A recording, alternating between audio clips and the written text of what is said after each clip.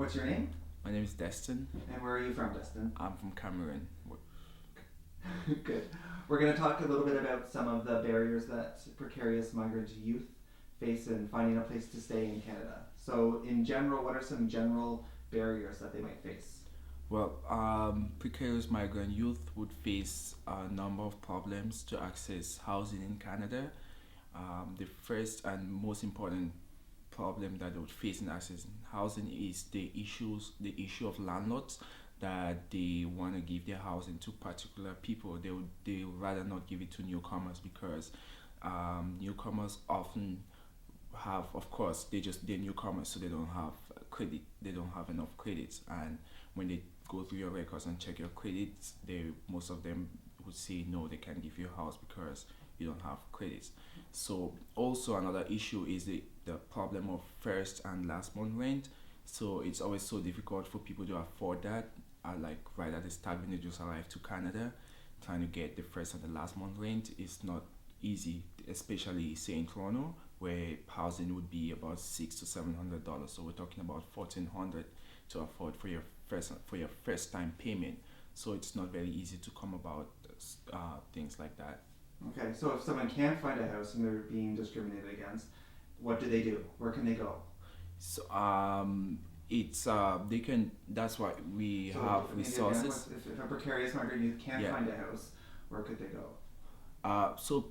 If a precarious migrant youth cannot find a house, they would always look for affordable housing. Like for example, it's always good to start up with like a shelter, and you in a shelter you would have like a housing worker, and the housing worker would try to help you to see your for example your finances and what you actually need, so that they can match you up with a maybe a landlord who is, I would say, less discriminative, and can match your financial capabilities. Have you ever had experience with the shelter system in Toronto? Yes, I have had experience with the shelter system in Toronto. So when I came here, I moved from different shelter to shelter because of my immigration status. At that time when I came, I was an international student, so I didn't have anyone also in Canada. So the only option that I had was to move into a shelter and like work, as I said, work with a housing worker to be able to find a place for me. So the Yeah. yeah, What are some of the barriers that precarious migrant youth might face in the shelter system? so facing barriers that they might face in the shelter system is not being able to the issue is about the adaptability, to be able to adapt in that environment, and to know the different resources that exist, that there are places where they could move out because they're not meant to stay in the shelter forever. So to be able to move out and proceed to find something else for their lives is very difficult for them to be able to get in contact with other resources because of the fact that they're new and they don't know the environment. In your opinion, do you think shelter workers are sensitive or are aware of the different precarious immigration statuses and non-status? So that is a very big problem that What is a very big problem? that's what I'm going to Oh. say. So it's a very big problem that the shelter authorities don't know, they're not quite aware, or they're not very knowledgeable about the different immigration statuses, that some people will not be accepted in a place. For example, if they have no status in Canada, or they have an immigration status that will not be accepted by some landlords. So once they try to reach out to those houses, I mean those people in those precarious situations, the landlords would say no, they can't take people like that in their houses, and so what they do, they tend to remain in the shelter forever, or they tend to remain on the ground forever. So it's really a bad situation that these housing workers are not aware of the different immigration statuses. Okay. So Toronto, the motion has been passed that Toronto is a sanctuary city, which means that everyone, regardless of your immigration status, is supposed to have all the municipal services, so services provided by the city. But then, so which means that of course housing falls in that domain. So everyone, regardless of your status, newcomer or not, you're supposed to have access to shelters. Good. And the last question for you is, if you had one message to give to a non-status youth in Canada trying to navigate housing, trying to find a house, a safe place to live, what would you tell them? So if I have a message to a non-status youth or to a youth with a precarious immigration status, I would say that there is hope, and we are hoping that the law of the sanctuary city should be put in place and should be really enacted, because we are human beings and we need to be able to have those services. So we should go out there. There are a number of resources that exist, a number of work closely with the housing workers, and as I said, there is hope that we can be able to find a better place, and this Toronto can be able to accommodate we all, irrespective or despite the immigration status.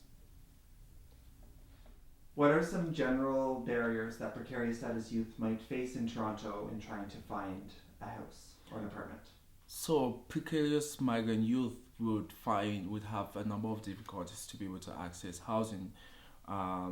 Examples include the landlords discriminating between newcomers or between newcomers and permanent residents of Canada. So they would, for example, the newcomers don't know how the housing system works, and they have no idea. So whatever they tell them is the rent, because they are desperate, they would have to pay, and they don't know who to report to if they have any issue. They don't know about, for example, the tenant hotline and all of those resources. They have no idea, so they are left to be discriminated, and they face a lot of issues when it comes to their living conditions, but they don't know who to report to.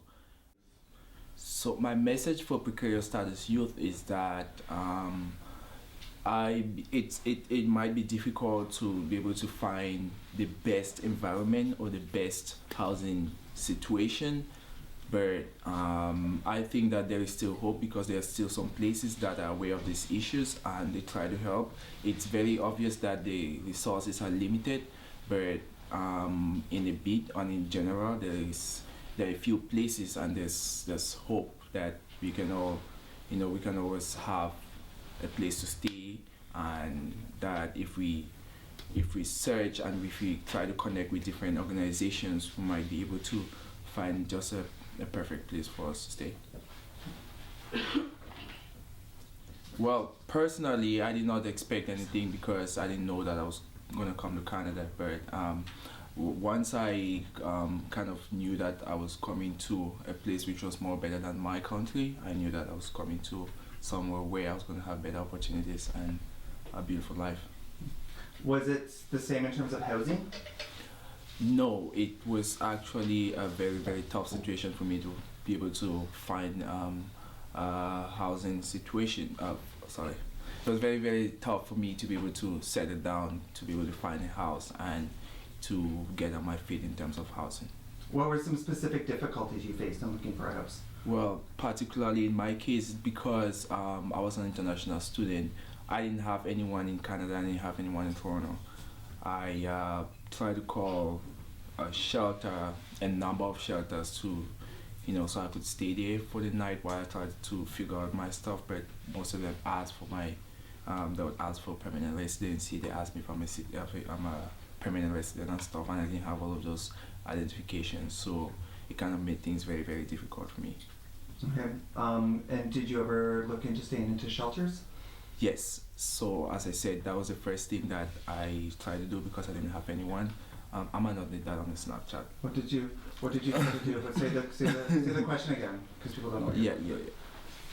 Yeah. Sorry, ask the question again. What were some challenges you faced in looking for shelters? Well, I faced challenges in looking for a shelter because, as I earlier mentioned, my status, I was not a permanent resident. I was not a citizen. I was an international student at the time, and so because some shelters did not accept that identification, they would not let me stayed there until so finally what I would have was the shelters that were so very unsafe, and they would kind of take anyone. So it was like the situation that I stayed with, that I finally ended up with, was where it was really really dangerous and precarious, because the people that I stayed with, they were not it wasn't they were not receptive enough, and it was very dangerous for me to live there, especially as I was a newcomer to Canada. Did you get any help from anyone? The only help that I got was from it was I didn't actually, because I didn't know that I could access resources. I kind of got some help from an organization that I kind of just went to their board and checked out resources of different organizations like pamphlets and brochures, and so I found out no one actually helped me personally. So most of the help was me trying to find what I wanted.